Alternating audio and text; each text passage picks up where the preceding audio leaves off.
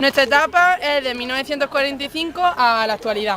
Empezamos en 1945 con el final de la Segunda Guerra Mundial, en que el mundo queda dividido en dos bloques, el capitalista liderado por Estados Unidos y el comunista por la Unión Soviética. También el comienzo de la Guerra Fría entre Rusia y Estados Unidos. Se llama así porque nunca llegaron al enfrentamiento directo. Era una lucha por tener más tecnología, aliados, etc. Un claro ejemplo del sufrimiento del realismo... Del realismo mágico es este relato escrito por Gabriel García Márquez. Que podemos ver que muchos años después, frente al pelotón de fusilamiento, el coronel Aureliano Buendía había de recordar aquella tarde remota en que su padre lo llevó a conocer el hielo. En 1947 se pacta el Plan Marshall entre Estados Unidos y la Europa capitalista para la reconstrucción de los países europeos. También en torno a este año se introdujo en el país el reciclaje. En 1957 empieza la tercera etapa del régimen franquista, con la Ley de Principios de Movimiento Nacional. Y en 1967 la Ley Orgánica de Estado. En 1975 muere Franco. Volvemos a 1961, donde en Alemania se edificó el muro de Berlín, separando la parte occidental de la oriental. Años más tarde, en España, concretamente en 1978, se creó la Constitución, la cual peligró en 1981 con un intento de golpe de Estado.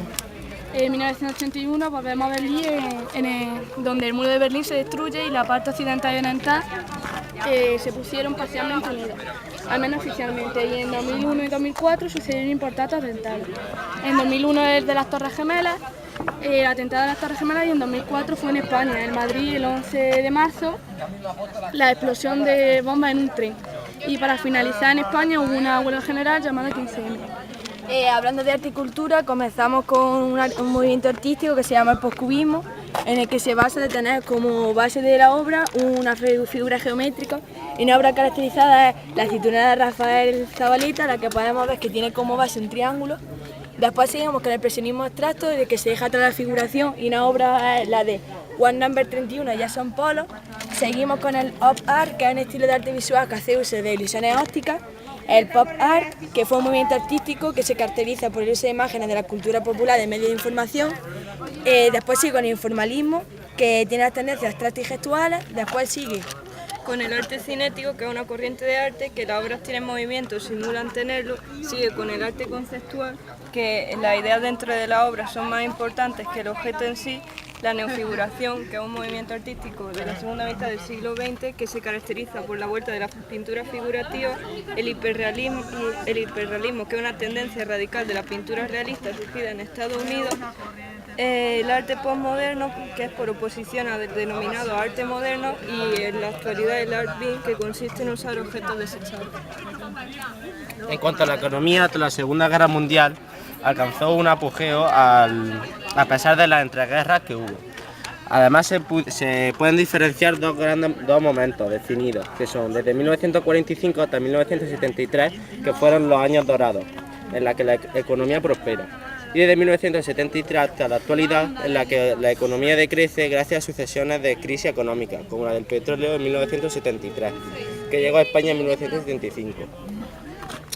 En esta época hubo muchos avances, sobre todo en lo referente a la informática, y esto propulsó y cambió mucho la industria, como por ejemplo la tercera revolución industrial con la ideología del toyotismo. También el petróleo fue el motor, fue una cosa muy importante, ya que se ganaba mucho dinero y países como Estados Unidos ingresaron mucho dinero con esto. En respuesta a todos estos sucesos y crisis, se crearon varias organizaciones como la de la Comunidad Económica Europea en 1957, y a la que España se unió en 1986 junto con Portugal. También se creó la OTAN, que es una alianza militar entre varios países, entre los que están Estados Unidos y varios de Europa. Esta organización constituye un sistema de defensa colectivo.